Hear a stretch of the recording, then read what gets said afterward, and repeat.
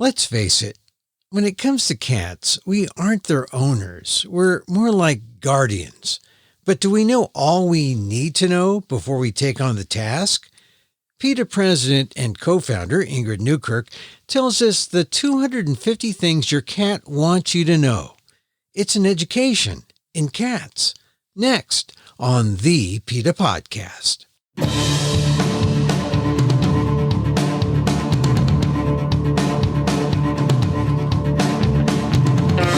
Welcome to the PETA Podcast. I'm Emil Guillermo, your host for this inside look at animal rights. Brought to you by PETA, the largest animal rights organization in the world. On today's show, PETA President Ingrid Newkirk has another book out. This one's about cats, titled 250 Vital Things Your Cat Wants You to Know, The Cat Guardian's Bible. It's out right now, and if you have a cat or are thinking about getting one, this is the pre-owner's manual. Here's my conversation with PETA President Ingrid Newkirk on the PETA Podcast. So let me ask you about this, this cat thing. I think everything we need to know is in the title, The Cat Guardian's Bible. We're cat guardians, right? Is that the realization that we are, in fact, just guardians? We are, because I think ownership is a word that doesn't really apply when it comes to cats. I mean, it's a word you can use to describe your relationship with a pair of sneakers, but not with a cat.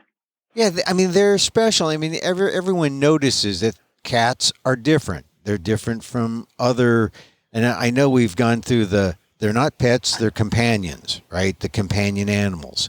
But cats are different from dogs, and we're not the boss of them, really, are we? We are not the boss of them. That is quite correct. They're far more reliable, they're better behaved, they're more attentive, and I think they're much more cleaner than most human beings. And I think the condition of our houses probably scandalizes them. Yeah, and you use a word that kind of got me in some of the materials to publicize the book.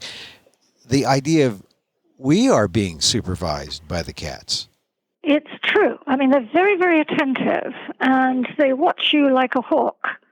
I probably can't use hawk and cat together, but they watch you carefully to make sure what you're doing. Like dogs, they have to, because you do control their lives, whether they come or go and what condition they're in and how amused they are. But yes, they've got their eye on you because you are the controller of the can opener and things like that. I mean, your cat in Spain is the decider on whether or not you get custody of your children in a divorce. Really? Did you know that? I didn't know that. Yeah, because this is a new thing, relatively new, but it's the way it should be. Is that when you're in divorce court, the judge will ask if you have a cat. And if you have a cat, the judge wants a social service person to investigate how you've treated that cat. And the person of the two who are divorcing, who treated the cat best, is better as the one who gets custody of the children. But that's a fact. So it's a kind of cat justice. Yeah, absolutely is. And I mean, Europe is getting some more progressive animal laws, even things like goldfishes in a bowl, is that now the RSPCA and other places, Italy, Spain, require a certain amount of surface area and a certain amount of swimming area so that your fish can be better treated and more respected. So cats, yeah, we should be able to figure that out, what they need, and give it to them. And how we treat them is important. I mean, it's not irrelevant or trivial to say how you treat a cat or how you treat an animal is indicative of the kind of person you are. Yes, I think Mark Twain said something to that effect, and others have too. I mean, it's as you treat your child or you treat any other living being, especially if you have control over them. And historically, we haven't done so brilliantly with how we've kept cats. We've done all sorts of awful things to them. And today, I mean, cats are often kept as rat catchers still, which means they're chucked out into the barn and they're supposed to earn their living by catching rodents, which isn't very nice for the rodents. There are other ways to control them if you don't want them there. But they also pass on diseases to the cats. So cats get all sorts of things like leptospirosis and fleas and tapeworms and all sorts of things from catching rats and mice. So one of the things we don't do is keep them indoors where they're safe, and we should do that. Yeah, and these are all things that, when the cats get something, they pass it on to humans? They certainly can. I mean, toxoplasmosis is a case in point, and we're seeing more and more cases of toxoplasmosis in these poor cats who live outdoors. I mean, I think this whole thing of feral cats, because they're not truly feral, a lot of shelters are chucking them out and just saying, good luck, here's a packed lunch, get on with it. And they have to exist. In summer, they have to go through heat looking for water. In winter, everything ices up, they can't get it. But they kill in order to survive. They get toxoplasmosis, which is passed on in their fecal matter. And so, I mean, you can, if you let your cat out and bring your cat back in, they can pass on toxoplasmosis in the litter box. Another reason to keep it impeccably clean. And you can get it. These little cysts go up into your brain, and it's actually believed to be linked to schizophrenia. Oh, yeah. That's great. Well, see, all this we would know if only we could talk or communicate with our cats, or if they can communicate with us. Hence, the importance of 250 Vital Things Your Cat Wants You to Know, the Cat Guardian's Bible, which is your new book, which is, I guess there was a pressing need for all these things that people are just kind of ignorant about. Oh, there is, Emil, because, even the best of us, I mean, I look back at things I've done and really can't undo them, do regret them. I used to let my cats out. I thought it was cruel not to. And, of course, the list in the book of what you expose them to, if you do just open the door and wish them goodbye, is dogs, raccoons, evil people. I used to be a humane officer in Montgomery County, Maryland, and used to find actual bits of cats used in satanic rituals. They kill wildlife. They do get diseases, as you've said, and they can get run over. Pave paradise and put up a parking lot. It used to be a paradise, and now there are 4-lane highways, there are big trucks. And one of the things I did was let my cats out, and one dear cat, and we were on a dead-end street. I thought, she never goes anywhere. She just potters around the yard. Took her 3 days. I looked and looked, and 3 days before she crawled home with her crushed ribs and died on my back stoop. So never again, but that's not the way to learn. And so I'm hoping the book will help people not make the same mistakes I did and be able to safeguard their cats and love them and respect them and look after them and make them really, really happy. Okay, we're going to get into some of those vital things that your cats want you to know, but was there one thing in particular that made you say, because you've written a number of books in the past, and there are so many other issues around, animal rights that you are concerned about, but is there something that struck you as, this is going to be the subject of my next book? Is there something that happened to you? Well, there are many things that I shouldn't have done that I did, that I don't want other people to run afoul of. But really, the impetus was from the cats in the PETA Norfolk headquarters office. We know that even though they have the entire run of the 4th floor, they can go in and out. We have little holes in every wall, including in the restrooms, so there's no privacy for anyone, that they still have a limited life. And so we're always trying to do things for them. If I go outside, which I do, they don't, I collect feathers that I find dropped on the ground. And we now have, everybody started to do it, a giant box of feathers from all sorts of birds from all over the world. And the cats roll in this box. They inhale the feathers, and they have a wonderful time. We look for toys all the time. We make sure we play with them every evening. We have things constructed by the windows so they have a room with a view and an outside view, and they can catch the sun at certain times of the day. But still, I know their lives are limited. As much as we love them and care for them and try to cater to them, it's not enough. And I thought, I need to collect all the things we do and all the things we definitely don't want to do, shouldn't do, and stick them in a book so it's easy reading, including things like watch what house plants you have. You don't want to make a mistake there and bring in a plant or get a gift of a plant that ends up hurting your cat. Okay, so watch for your plants and also make sure your cat is exposed to all the feather fetishes it desires. So yes. So all right, so let's go down some of the in the time that we have. Let's go down some of the items in 250 Vital Things Your Cat Wants You to Know, the Cat Guardian's Bible. First of all, I guess we really should know how long their life expectancy is, how long they can live, right? Well, cats can reach voting age if you look after them properly, and they might do better than we do at the polls. But yes, it depends, on their genetic makeup, their background, what they've been through as kids, and so on. But the big thing is, if you are sure to look after them, and I would suggest, when you feed them, don't feed them the same old muck, even if it's expensive muck that comes from the slaughterhouse.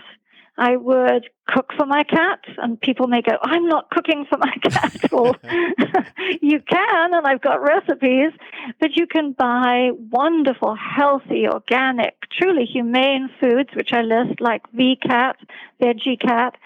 But whatever you're feeding, put in a little crushed garlic, a little thyme, a little rosemary, a little parsley. Give them something other than those ground-up organ meats. Deflea them regularly and properly. Don't let them be scratching about the house. And do their bedding when you do them. And here's a tip, is that most people are really confused by the array of products you can buy to deflea your cat, when actually regular soapy water does the trick just as well as anything else. You just have to be sure. Don't get it in their eyes and don't get it down their ears. Yeah. And it's best to wrap them up in something that's porous, like a see-through grocery sack, a cotton grocery sack or something, so that and give them something to stand on that they can grab onto in the tub. And so I have lots of hints about that. So but just keep them clean, and soapy water is enough to deflea. And it is, and you must do their bedding. And of course, if you've got fleas that have made your house their home too, then you'll need to deflea that. And I've got some tips about what to do. You can't have the cats indoors when you're defleeing, but there are very humane and organic and healthy ways to deflea, like using diatomaceous earth, for example, on the carpet. Remove the cats and then leave it overnight. Go and vacuum it up in the morning. But there are things to look out for. You do have to know, cat is not the easy keeper he or she may appear. Lots can be going on inside a cat, and you have to be attentive to that, as well as always play with them. They can't just see you as a blur who comes in and out of the house, Yeah, and I gather from what you were saying a minute ago, don't just feed them the regular muck. Slip in some garlic and some thyme. Take up your avocation as a cat chef. They want variety. Is that what you're saying? They love, don't we all? And I know some people whose cats love pizza. They love almond milk or almond ice cream, soy ice cream.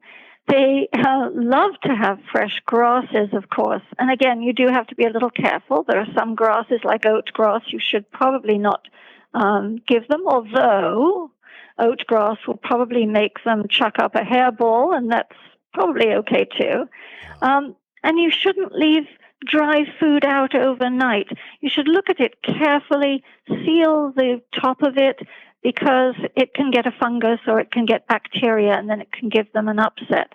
But melon balls, some of them love steamed broccoli. Marshall, who lived in our office for years, adored steamed broccoli. He would run a mile if he could smell someone had steamed broccoli. Steamed broccoli. Boy, that's a picky cat eater. See, only the steamed broccoli, not the raw, chewy, crispy broccoli.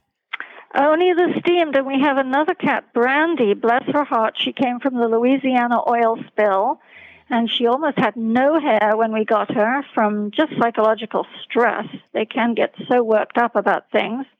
And she just loves fake meat. If you give her Gardein tofurkey slices, she will just be in love with you forever. And don't try to slip her the, any other brand. Morningstar Farms. No, it's not vegan. Well, some of it's vegan, but no, is she particular in that way, or she just likes fake meat? She loves fake meat. And in fact, she also likes beans in a burrito. Oh, well, there's some variety. So, all right, so you got to feed them well. You got to take care of them. You got to deflea them. Don't let your cats outdoors, because then they're out there in the food chain, and who knows what's going to happen. They can get all these kind of diseases. Now, how do you make sure that they're happy without letting them out? Well, a cat will let you know if they're happy or unhappy, usually. And it goes from dirty looks to hissing at you, to cuddling up with you and asking for attention because they're saying, hello, I'm here, remember me? I mean, perhaps you have a partner in the house. You should never let anybody push a cat off the bed or the couch. That's so insulting. They will remember that, and they will resent it. They do? They remember? They have short memories? Like if I push a cat off the bed, how many? Is that like a month's worth of cat vengeance or less? It could be for their whole 9 lives that they'll remember you, Emil, in the wrong kind of way. I'm never pushing a cat off a bed again. They get to stay. But you have to figure out what's going on in their lives. I mean, one of the things I touched on litter, but litter is so important. I mean, imagine if you went into your bathroom and had to step in waste. I mean, I hate to say it, but oh my God, you'd be upset. And it's the same with them. They're fastidious. And so you do have to watch the litter box many times a day. And I know people who think, I'll get to it, and don't. Or they have one of those ghastly self-cleaning, so-called litter boxes, which are frightening to many cats, and which don't do a good job because they hold the waste under the tray. Cats don't want to sniff that. They want to put their pristine little feet into clean litter. So you have to clean it at least once a week. But, I mean, provide for your cat. You make them happy by giving them something simple. A cardboard box. It might just look like a clump of useless cardboard to you. A cardboard box, any size. They'll squeeze into a tiny one. They'll lounge in a big one. A cardboard box is cat heaven. Yeah. And then if you put a little catnip on it, oh my goodness, then it really is heaven. Yes, and you can watch them hallucinate. But one other thing is, do give them a view, because even if you have to drag a dresser over to the window, maybe the windowsill is too small a ledge, maybe they have to have a really svelte bottom to get on that small ledge, and they're like Renoir's women, not like that. I mean, you drag something over so that they can get on it and look out. And they're like the nosy neighbor in Bewitched. Yeah. I mean, they want to look behind, see what's going on. And they're professional bird watchers. So give them some, maybe put a bird feeder outside the window if you can. So that's one of the 250 vital things your cat wants you to know. The cat wants a view. Yes. He wants, and so it may add to the rent, may add to the mortgage, but a view is what your cat demands. I notice this. When I see a cat, always like, when we leave, there's a cat looking out the door, waiting for us to come back. So I know that they want the view, and I don't think they're really looking for me to come back. They just want to see the traffic. They just want to see what's outside. A view is Well, they're compelling. not looking for you if you kick them off the couch. Yeah. But they probably are looking for you if they love you and they know that you look out for them. And you know they will squint at you if they're really feeling affectionate. They will just gradually put their eyes together, and it means, I just adore you. Thank you for existing. So that's a cat smile, you say, the squintiness. It is, just as that question mark tail is a happy tail, too, opposed to the thump, thump, thump tail, which means watch it, Buster. Yeah. Squinting, bad for politicians, but great for cats. That means the cat loves you. So. That's right. And they're more honest, too. All right. Now, I talked about catnip. Catnip is sometimes like the be all end, that it's the thing that, okay, the cat's not happy. I'll give it catnip and, they'll go crazy. But can people overdo catnip? Oh, yes. I think you need to grow natural grasses. They're better for their teeth. They're better for their digestion. And they amuse them and they smell them and so on. I have a cat, Bubbles. I did not give her that name. She's a rescued cat. It's an embarrassing name, but Bubbles adores bamboo. And she will rub against it and so on. She couldn't care about magnolia or any of the other things I bring her. Bamboo she adores. But yes, you can overdo it with catnip, and catnip mustn't become some sort of substitute for you paying attention, grooming, massaging your cat. Bubbles loves a gentle massage every morning while I'm eating my bean burrito. Yeah, I noticed that the cat likes it, especially when I touch her in places that she can't get to, like the back of her neck and, well, she can get to that by rubbing up against something else. But yeah, they like that. But only for a few seconds. Now, what does it mean when they don't want it a little bit? They know when it's enough because they'll move away, right? You just can't do it that can't be your go-to move all the time. Yes, and you have to be gentle. You have to remember, we're giant aliens, and they may seem self-sufficient and so on, and they are, but they really are tiny. But I'll tell you a horror story, if I may, Emil. Yeah, go ahead, please. There's somebody who just loved his cat, but as his cat got older, his cat became terribly grumpy, and if he would go to pet this cat, the cat would spit and hiss at him and get really upset. He said, I asked him, what's wrong? And he said, oh, it's just old age, getting to be a real grump. And then one day, he took his cat to the vet for something routine, and the cat said, he told the vet this, and the vet said, put the cat on the floor, will you? So he did. And the cat went around the room walking and was having trouble with it. And the vet said, your cat has something seriously wrong. The cat had a brain tumor. It was affecting him to the degree that when someone went to touch his head, he was very nervous and very upset. And so I find that people sometimes just attribute things to old age. Right. And old age isn't a disease. There are things you get as you age, but each one is a symptom of something that's happening. And so you have to be careful. If you touch your cat and your cat is sensitive, make sure there isn't something going on. The reason that this man hadn't seen that his cat was having trouble with his vision because of the brain tumor is that the cat knew his way around that house, had been there for years, but put on the floor of the vet's office, he couldn't really manage. And they took an x-ray or whatever they do and found that he had been in pain for quite a long time. So never just brush it off as, oh, he's grumpy or, oh, he doesn't want to play. Maybe, but maybe not. All right. So that's one thing, investigate these things that might be, it might seem odd. You just can't make assumptions. But sometimes when cats do communicate, they do things like they'll scratch furniture or they'll scratch, they'll scratch things that or that they know you'll react to and, you'll respond to them. What do you do about a scratching cat? What are some things that people can do? Well, fish gotta swim and cats gotta scratch. It's just part of their lives. You cannot punish a cat for scratching. What you can do is try to get a cat not to scratch where you don't want them to do. For example, you don't want your couch to be shredded. So there are things you can do. First, make sure you've got good places for the cat to scratch.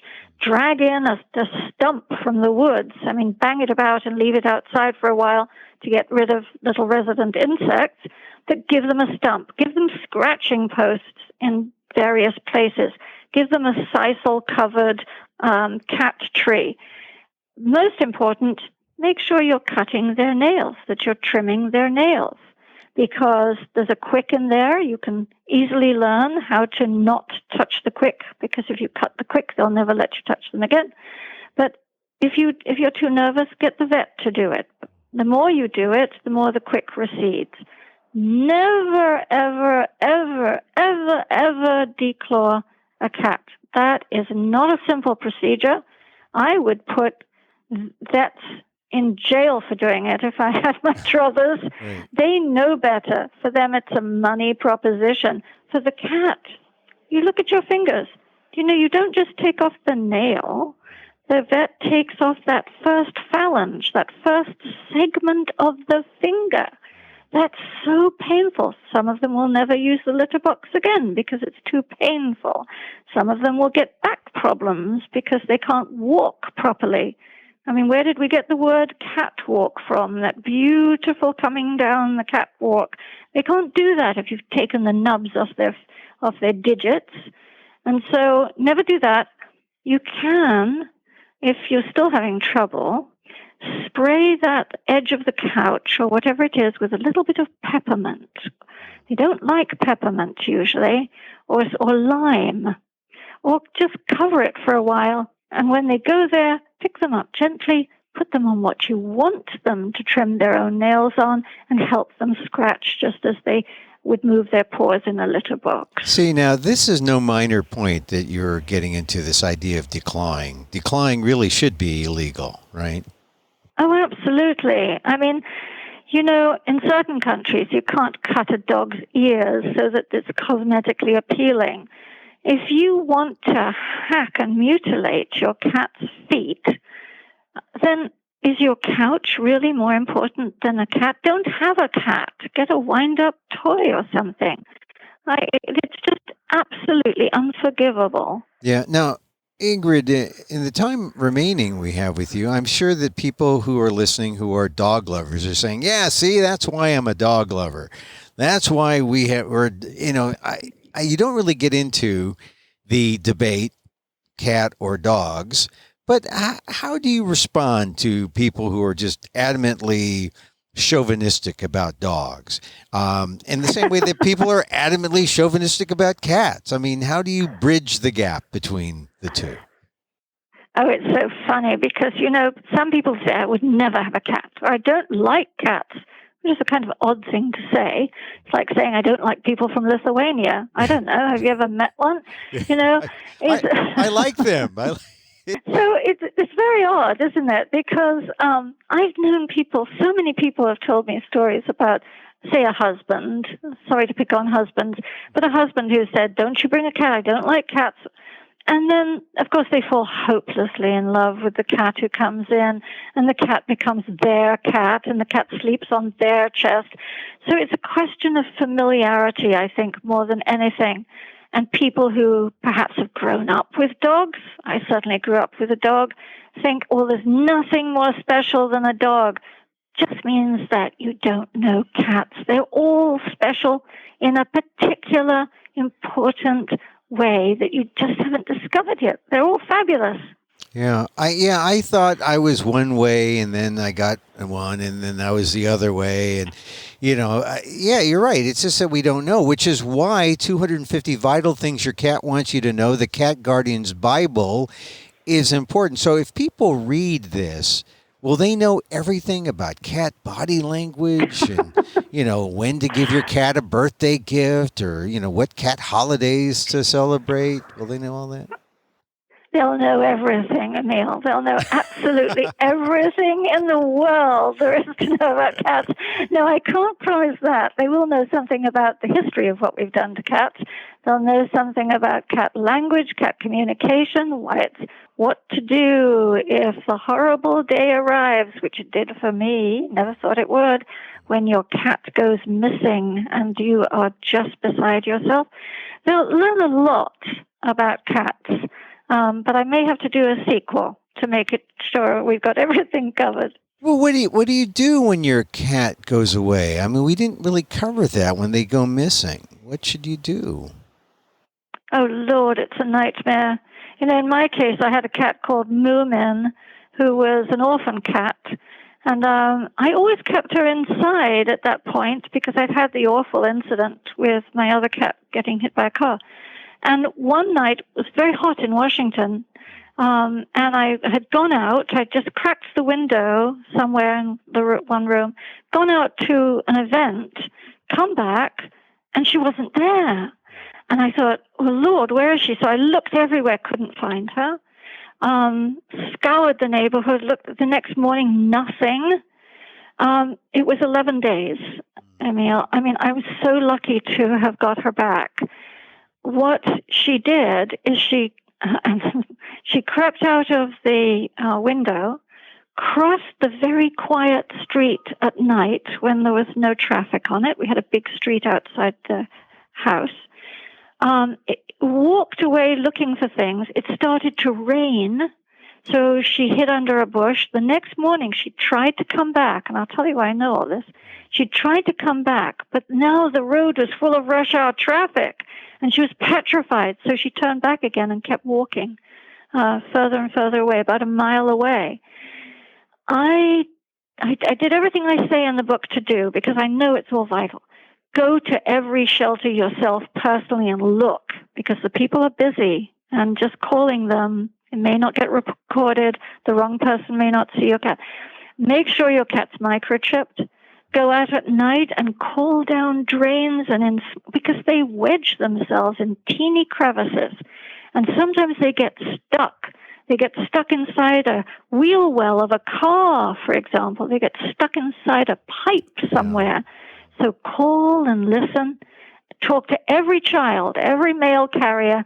And what I did, which saved the day, is I got big pieces of plywood and I spray painted reward cat and just the color of the cat, not male or female, because people get that wrong. And they think, oh, well, that's not this one then. And the number. And I made sure I was at that number. That number was answered all the time. And people Someone respond. Called me. Yeah. Somebody called me, and she said, I think I've got your cat. She said, I was going to keep her. She's been eating out of my cat's bowl. She's living under the porch, but I think that's her. And I ran. I found her, and she was thin. She was scared. She'd lost weight. In that 11 days, she must have heard every raccoon passing through that yard. And I was so happy. I was just crying, Emil. I brought her home and put her on my bed. But yeah.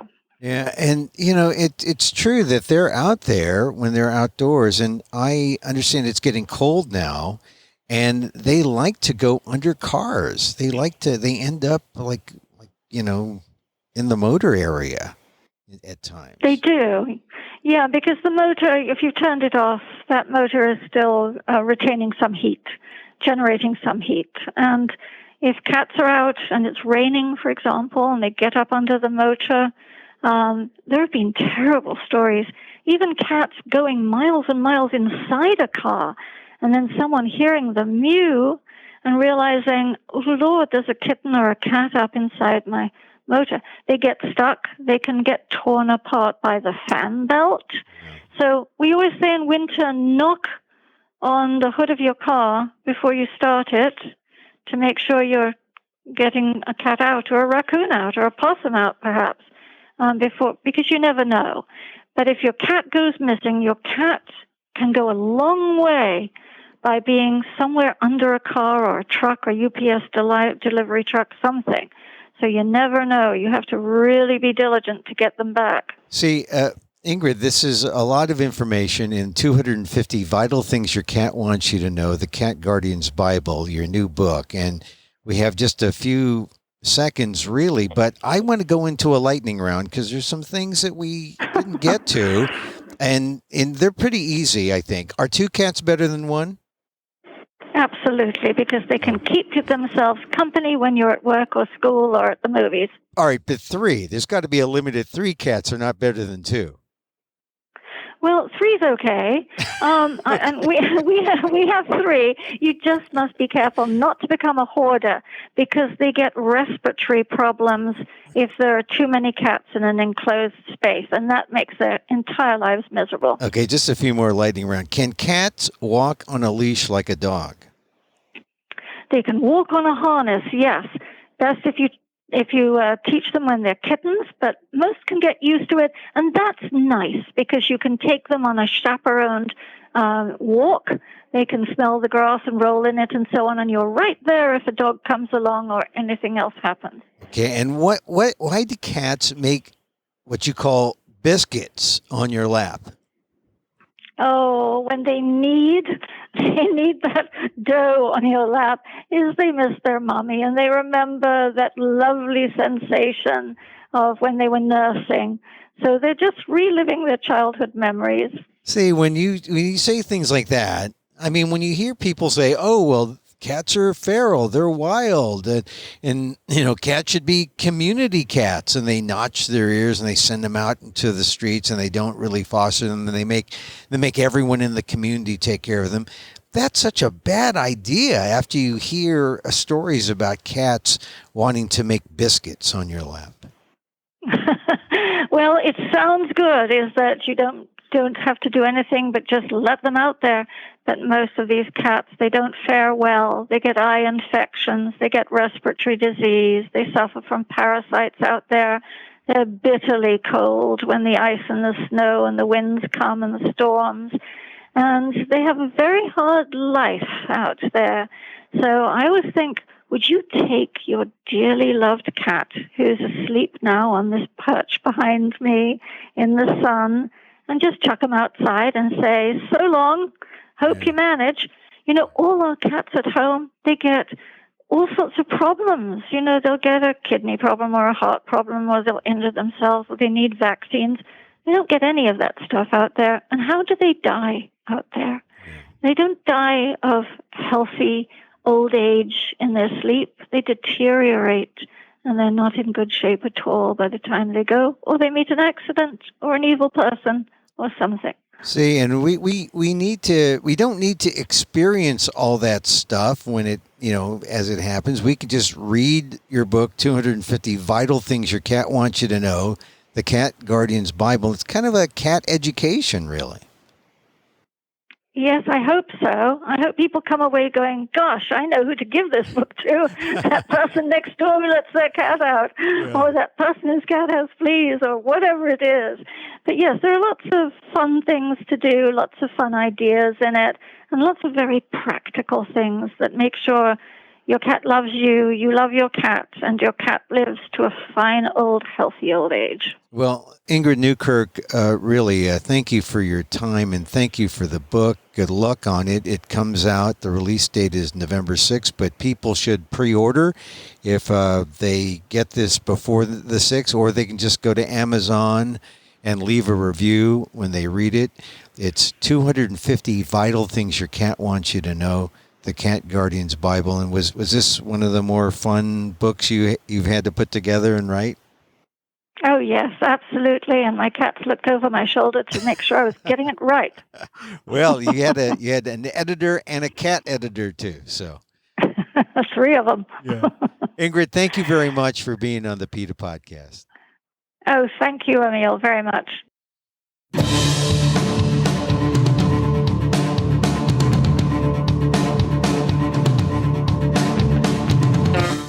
PETA President Ingrid Newkirk, her 3 cats approved of the book.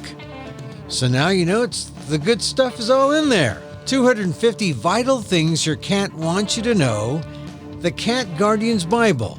Ingrid Newkirk's new book, available wherever you buy your books. Go to PETA.org for more information.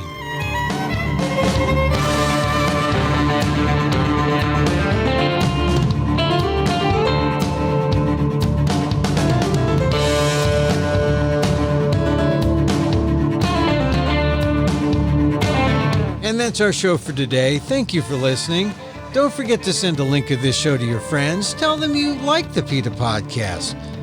Contact us at PETA.org. You can find me on Twitter at Emil Amok, EMILAMOK, or see my vlog at AMOK.com, or see my work at ALDEF, the Asian American Legal Defense and Education Fund, at ALDEF, AALDEF.org/blog.